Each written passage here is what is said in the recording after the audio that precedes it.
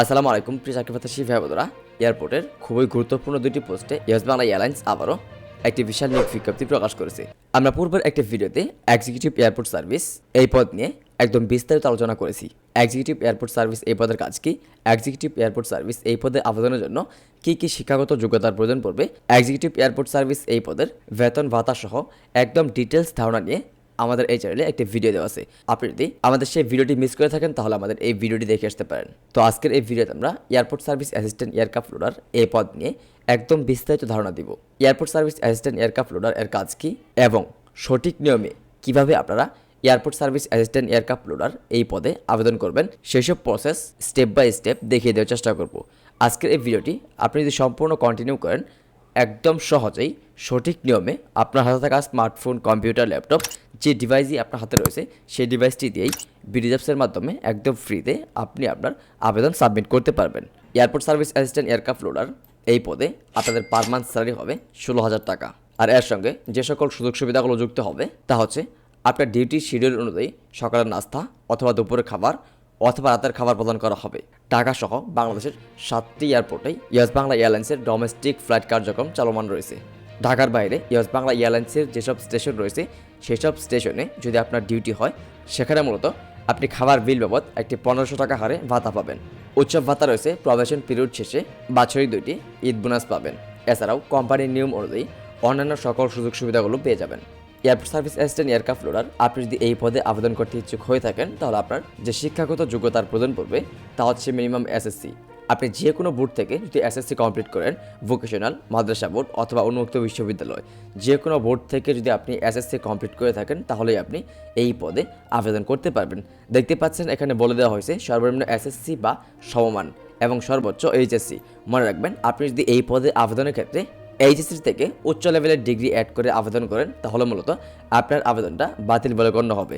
এখানে কিন্তু একদম স্পষ্টভাবে বলে দেওয়া হয়েছে সর্বনিম্ন এসএসসি এবং সর্বোচ্চ এইচএসসি। আপনি যদি নিচে একটু লক্ষ্য করেন, স্নাতক বা ডিগ্রি শিক্ষার্থী উত্তীর্ণ প্রার্থীদের আবেদন করতে নিরুৎসাহিত করা হলো।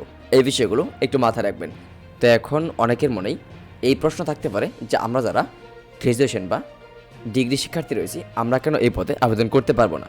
আপনি যদি airport service assistant aircraft loader এই পদের কাজ সম্পর্কে জানেন তাহলে আপনি নিজেই এই পদে আবেদন করতে চাইবেন না। এয়ারক্রাফট লোডার এই পদের কাজ হচ্ছে প্রচুর পরিমাণে হার্ড পরিশ্রম। আপনি যদি শারীরিক পরিশ্রমে অভ্যস্ত হয়ে থাকেন শুধুমাত্র তাহলেই আপনি এই পদে আবেদন করবেন। আমার প্রত্যেকটা ভিডিওতে আপনাদেরকে রিমাইন্ডার দিয়ে থাকি, আপনি যখন যেই পদের জন্য আবেদন করবেন ফার্স্ট অফ অল আপনি আগে ওই পদের কাজ সম্পর্কে জানবেন। যদি আপনার মনে হয় যে এসব কাজ আপনি ইজিলি করতে পারবেন বা এসব কাজে পূর্বের এক্সপিরিয়েন্স রয়েছে দেন তাহলেই আপনি আপনার কাঙ্ক্ষিত পদে আবেদন করবেন। তো এখন ফার্স্ট অফ অল আপনাকে জানতে হবে যে airport service assistant aircraft loader এর কাজটা মূলত কী। Airport service assistant aircraft loader এর কাজ হচ্ছে এয়ারলাইন্সের কর্মপদ্ধতি অনুযায়ী যাত্রীদের ব্যাগেজপত্র, মাথায় রাখবেন ব্যাগেজপত্র, পণ্য, মেইল লোড আনলোড করা। খুবই গুরুত্বপূর্ণ একটি পয়েন্ট, একটু মাথায় রাখবেন। আপনি যেই এয়ারলাইন্সে আবেদন করবেন ইয়েস বাংলা এয়ারলাইন্সে, ইয়েস বাংলা এয়ারলাইন্স মূলত ডোমেস্টিক এবং ইন্টারন্যাশনাল উভয় রুটে ফ্লাইট পরিচালনা করে থাকে। সো আপনার ডিউটি ডোমেস্টিক অথবা ইন্টারন্যাশনাল যে কোনো জায়গায় হতে পারে। যখন আপনার যেখানে ডিউটি হবে আপনার কাজ হবে মূলত যাত্রীদের লাগেজ, ব্যাগেজ সহ অন্যান্য যে সকল মালামাল থাকবে সেই সকল মালামাল এয়ারক্রাফটে অর্থাৎ বিমানে লোড এবং আনলোড করা। Airport service assistant aircraft loader এই পদের মেইন কাজই হচ্ছে এয়ারক্রাফটের লাগেজ লোড আনলোড করা। এই কাজে মূলত প্রচুর পরিমাণে শারীরিক পরিশ্রম, যার ফলে অসংখ্য প্রার্থী চাকরি হওয়ার পর চাকরি ছেড়ে চলে যায়। আপনার যদি ভারী কাজ করায় অভিজ্ঞতা থেকে থাকে বা আপনি যদি শারীরিক পরিশ্রমের কাজে অভ্যস্ত হয়ে থাকেন দেন তাহলেই আপনি এই পদে আবেদন করবেন। দ্বিতীয়ত হচ্ছে প্রয়োজন মোতাবেক হুইল চেয়ার পরিচালনা করা। 200 জন যাত্রীর একটা ফ্লাইটে 10 জন ব্যক্তি অসুস্থ থাকতেই পারে, সেখানে মূলত আপনাকে হুইল চেয়ার সার্ভিস প্রোভাইড করতে হবে। তৃতীয়ত ভারী ব্যাগপত্র বহনে যাত্রীদের সহায়তা করা। চতুর্থ এয়ারপোর্টের অভ্যন্তরে কাজ করার সময় প্রয়োজনীয় ইউনিফর্ম পরিধানপূর্বক যথাযথ দায়িত্ব পালন করা। যাত্রীদের মালামালের যে কোনো ধরনের ক্ষতি অথবা হারানোর মতো অনাকাঙ্ক্ষিত ঘটনার দ্রুত প্রয়োজনীয় পদক্ষেপ নেওয়া এবং সংশ্লিষ্ট কর্মকর্তাকে জানানো। সময়মতো অন্যান্য কার্যক্রম নির্দেশনা অনুযায়ী সম্পন্ন করা। তো এই ছিল airport service assistant aircraft loader এর কাজ। তো এখন যদি আপনার মনে হয় যে এই কাজ আপনি করতে পারবেন বা আপনি শারীরিক পরিশ্রমের কাজে অভ্যস্ত দেন তাহলেই আপনি এই পদে আবেদন করবেন। তো আপনি যদি এই পদে আবেদন করতে চান তাহলে মূলত আপনাকে আরও যে সকল রিকোয়ারমেন্টস ফুলফিল করতে হবে তা হচ্ছে আপনাদের এইজ, অর্থাৎ এই পদে আবেদনের জন্য যে বয়সের রিকোয়ারমেন্টস দেওয়া আছে সেটা হচ্ছে 18 থেকে 26। আপনার বয়স যদি 18 থেকে 26 এর মাঝামাঝি হয় দেন তাহলেই আপনি এই পদে আবেদন করতে পারবেন। দ্বিতীয়ত হচ্ছে আপনার উচ্চতা যদি 5 ফিট 6 ইঞ্চি হয়ে থাকে মিনিমাম, তাহলেই আপনি এই পদে আবেদন করতে পারবেন। তৃতীয়ত হচ্ছে প্রার্থীদের BMI অর্থাৎ বডি মাস ইন্ডেক্সের চার্ট অনুযায়ী 18 থেকে 25 এর মধ্যে থাকতে হবে। তো বডি মাস ইন্ডেক্সের চার্ট নিয়ে আমি আলাদা একটা ভিডিওতে একদম ডিটেলস ধারণা দিব, তবে আপনি এই চার্টটা ফলো করলেই একদম বিস্তারিত ধারণা পেয়ে যাবেন। চতুর্থ হচ্ছে শারীরিকভাবে সুঠাম দেহের অধিকারী, যেহেতু এখানে ভারী কাজ। পঞ্চম হচ্ছে প্রার্থীর দৃষ্টিশক্তি 6/6 হতে হবে। ষষ্ঠ হচ্ছে প্রার্থীদের অবশ্যই জাতীয় পরিচয়পত্র থাকতে হবে। সপ্তম হচ্ছে এয়ারপোর্টের কাছাকাছি 5 কিলোমিটারের মধ্যে থাকার ব্যবস্থা থাকতে হবে। তো এখানে একটি গুরুত্বপূর্ণ পয়েন্ট রয়েছে, আপনারা অনেকেই কমেন্ট করেন যে ভাইয়া অসংখ্যবার আবেদন করার পরও আমাকে ভাইবা বা রিটেন এক্সামের জন্য ডাকে না। এক্ষেত্রে আপনারা যে কাজটা করেন, গ্রামের বাড়ির যে পার্মানেন্ট অ্যাড্রেসটা রয়েছে সেই অ্যাড্রেসটা দিয়ে মূলত আপনি আবেদন করেন।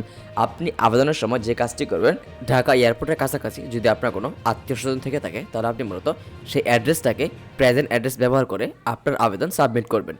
তাহলে আপনার ইন্টারভিউ কল পাওয়ার সম্ভাবনা অনেক বেশি থাকবে।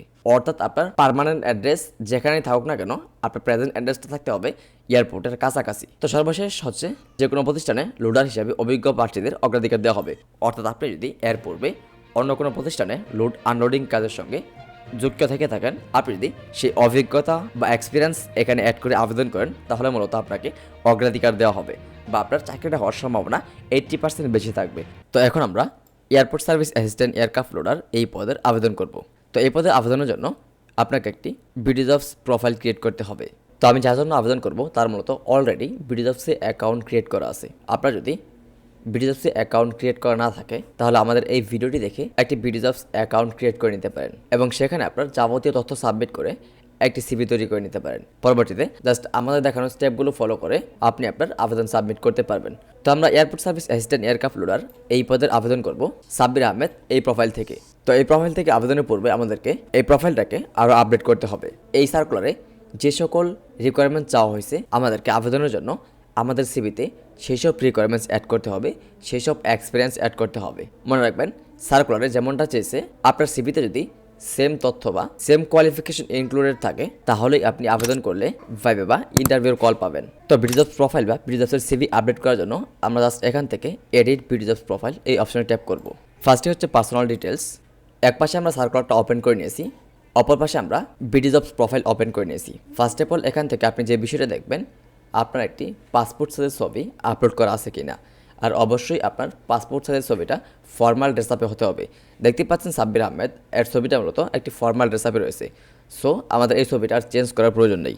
আপনার যদি ফর্মাল ড্রেসআপের স্ট্যান্ডার্ড কোয়ালিটির কোনো ছবি আপলোড করা না থাকে, যদি এলোপাথারি কোনো ছবি আপলোড করা থেকে থাকে, তাহলে ইনস্ট্যান্ট এই চেঞ্জ ফটো এই অপশনে ট্যাপ করে আপনি আপনার পাসপোর্ট ছবিটাকে চেঞ্জ করে একটি কোয়ালিটিফুল স্ট্যান্ডার্ড ভদ্র একটি পাসপোর্ট সাইজ ছবি এখান থেকে অ্যাড করে নেবেন। পরবর্তীতে দেখবেন আপনার এনআইডি কার্ড অনুযায়ী আপনার ফার্স্ট নেম এবং লাস্ট নেম ঠিক আছে কিনা। তো এগুলো হচ্ছে পার্সোনাল ইনফরমেশন। আবেদনের পূর্বে একদম শুরু থেকে শেষ পর্যন্ত দেখে নেবেন যে আপনার সমস্ত তথ্য ঠিকঠাক আছে কিনা। আপনার ন্যাশনাল আইডি নাম্বার থেকে শুরু করে আপনার যাবতীয় ইনফরমেশন খুঁটিয়ে খাটিয়ে দেখে নেবেন যে কোনো ভুল ত্রুটি আছে কিনা। আপনার পার্সোনাল ইনফরমেশন সব ঠিকঠাক থাকলে আপনি পরবর্তীতে এডুকেশনাল অথবা ট্রেনিং এই অপশনে ট্যাপ করবেন। এখান থেকে দেখে নেবেন যে আপনার একাডেমিক কোয়ালিফিকেশন কী কী অ্যাড করা রয়েছে। দেখতে পাচ্ছেন এই প্রার্থীর মতো একাডেমিক কোয়ালিফিকেশন এইচএসসি এবং এসএসসি এই দুটো অ্যাড করা রয়েছে। আপনি যদি সার্কুলারটা একটু লক্ষ্য করেন এখানে দেখতে পাবেন যে সর্বনিম্ন এসএসসি এবং সর্বোচ্চ এইচএসসি। আপনার একাডেমিক কোয়ালিফিকেশন যদি এইচএসসির বেশি অ্যাড করা থাকে আপনার অ্যাপ্লিকেশন রিজেক্টেড হয়ে যাবে। তো এই বিষয়টা অবশ্যই মাথায় রাখবেন। আপনার শিক্ষাগত যোগ্যতা যদি এর থেকে বেশি থেকে থাকে তাহলেও আপনি এসএসসি এবং এইচএসসি এই দুটো একাডেমিক কোয়ালিফিকেশন অ্যাড করে আবেদন করবেন। অর্থাৎ আপনি যেই সার্কুলারে আবেদন করবেন ওই সার্কুলারে যে রিকোয়ারমেন্ট চাওয়া হয়েছে ওই রিকোয়ারমেন্টস অনুযায়ী আপনাকে আবেদন করতে হবে। পরবর্তী হচ্ছে এডিশনাল রিকোয়ারমেন্টস। আপনি যদি সার্কুলারে একটু লক্ষ্য করেন এখানে কিন্তু বেশ কিছু এডিশনাল রিকোয়ারমেন্ট চাওয়া হয়েছে। এই সবগুলো রিকোয়ারমেন্টস আপনার বিডিজবসের সিভিতে অন্তর্ভুক্ত থাকতে হবে। প্রথমত হচ্ছে এইজ, আপনার বয়স 18 থেকে 26 এর মাঝামাঝি থাকতে হবে। তো এটা আপনার ডেট অফ বার্থ ক্যালকুলেট করে তারা নিয়ে নেবে। দ্বিতীয়ত হচ্ছে আপনার উচ্চতা 5 ফিট 6 ইঞ্চি হতে হবে মিনিমাম। আর এই অপশনটা কিন্তু আপনার বিডিজবসের কোথাও নেই। সো এই অপশনটাকে আপনার অ্যাড করতে হবে এক্সট্রাভাবে। এবং প্রার্থীর BMI বডি মাস ইন্ডেক্সের চার্ট অনুযায়ী 18 থেকে 25 এর মধ্যে থাকতে হবে। আর আরও একটা গুরুত্বপূর্ণ পয়েন্ট হচ্ছে প্রার্থীর লোকেশন এয়ারপোর্টের কাছাকাছি অর্থাৎ 5 কিলোমিটারের মধ্যে থাকতে হবে। তো এই বিষয়গুলো আপনার বিডি জবসের সিভিতে অ্যাড করে আপনাকে আবেদন করতে হবে। তো এই সবগুলো বিষয় অ্যাড করার জন্য আপনি যে কাজটি করতে পারেন, আপনি একটি 2 পেজের সিভি মেক করতে পারেন, যেখানে আপনার যাবতীয় ইনফরমেশন ইনক্লুডেড থাকবে।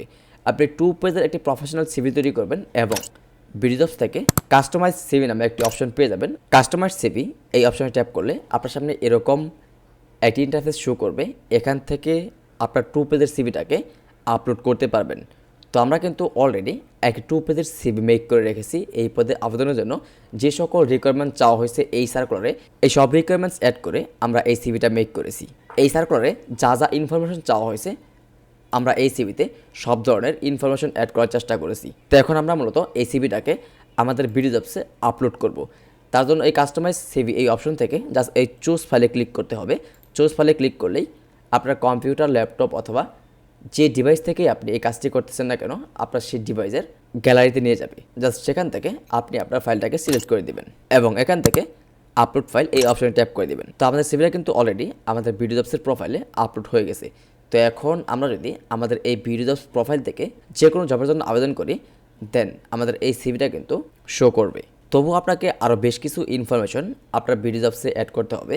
তো আমরা আবারও ভিউ প্রোফাইল এই অপশনে ট্যাপ করব।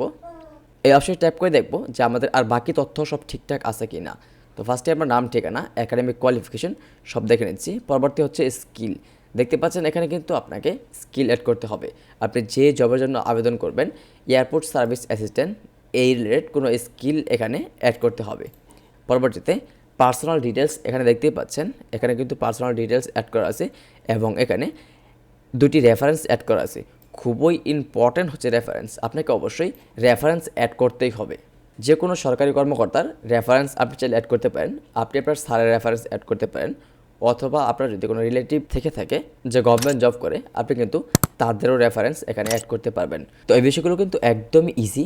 আপনি আপনার বিডি জবস প্রোফাইল থেকে এই বিষয়গুলো একদম ইজি ওয়েতেই অ্যাড করে নিতে পারবেন। তো ভিডিওটি অনেক লম্বা হয়ে যাচ্ছে, যার ফলে আমি এই বিষয়গুলোকে স্কিপ করে নিয়েছি। তো আমি সবগুলো ইনফরমেশন আমি আমার বিডি জবসে ইনক্লুডেড করে নিয়েছি। তো এখন আমরা মূলত এই পদের অ্যাপ্লিকেশন সাবমিট করব।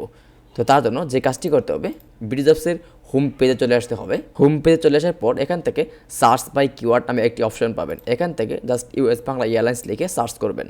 সার্চ করার সঙ্গে সঙ্গে ইউএস বাংলা এয়ারলাইন্সের বর্তমান সময়ের চলমান যে সকল নিয়োগ বিজ্ঞপ্তি রয়েছে, সবগুলো নিয়োগ বিজ্ঞপ্তি আপনার সামনে শো করবে। আপনি জাস্ট যেই পদের জন্য আবেদন করবেন সেই সার্কুলারটি এখান থেকে খুঁজে বের করবেন। দেখতে পাচ্ছেন airport service assistant, aircraft loader. আমরা মূলত এই পদে আবেদন করব। এখন জাস্ট এই সার্কুলারটি ওপেন করে নিতে হবে। তো আমি এই সার্কুলারের উপর রাইট ক্লিক করে সার্কুলারটি ওপেন করে নিচ্ছি। তো আমার সামনে সার্কুলারটি ওপেন হয়ে গেছে। আর এই সার্কুলারে আবেদনের লাস্ট ডেট হচ্ছে 21শে ফেব্রুয়ারি 2025। এই তারিখের পূর্বেই আপনাকে আবেদন করতে হবে। তো এখন আপনাকে এই অ্যাপ্লাই নাও এই বাটনে ট্যাপ করতে হবে। অ্যাপ্লাই নাও বাটনে ট্যাপ করার পর এখান থেকে আপনাকে একটি এক্সপেকটেশন স্যালারি অ্যাড করতে বলা হবে। যেহেতু সার্কুলারে স্যালারি উল্লেখ করা রয়েছে মান্থলি স্যালারি 16,000 টাকা, এক্ষেত্রে আপনি এখানে 16,000 টাকায় দিবেন। এর বেশি দিলে আপনার অ্যাপ্লিকেশন রিজেক্টেড হয়ে যাওয়ার সম্ভাবনা থাকবে। আর আপনাদেরকে আরও একটি বিষয় জানিয়ে রাখি, আপনারা কখনোই এই নাম্বারে ফোন করবেন না। এই নাম্বারটা কিন্তু আমার না, সাব্বির আহমেদ। আমি মূলত যার জন্য আবেদনটা করে দিচ্ছি এই নাম্বারটা হচ্ছে তার। আপনারা কিন্তু অনেকে যে ভোটা করেন এই নাম্বারে ফোন দিয়ে বিরক্ত করেন। সো আপনারা যদি আমার সঙ্গে যোগাযোগ করতে আগ্রহী হয়ে থাকেন, তাহলে আমাদের এই ভিডিওর কমেন্ট বক্সে কমেন্ট করবেন। আমি কথা দিচ্ছি আপনাদের কমেন্টে রিপ্লাই দিব। তো এখন এখান থেকে জাস্ট এই অ্যারো মার্ক এই অপশনে ট্যাপ করবেন এবং এখান থেকে এই টিক মার্কটি যদি ওঠানো না থাকে, জাস্ট এখান থেকে এই টিক মার্কটি উঠিয়ে দিয়ে এই অ্যাপ্লাই এই বাটনে ট্যাপ করবেন। ট্যাপ করার সঙ্গে সঙ্গে congratulation, you have successfully submit your application, best of luck. দেখতে পাচ্ছেন আমার অ্যাপ্লিকেশনটা সাবমিট সাকসেসফুলি হয়ে গেছে। এভাবেই আপনি আপনার আবেদন সাবমিট করতে পারবেন একদম ইজি ওয়েতে।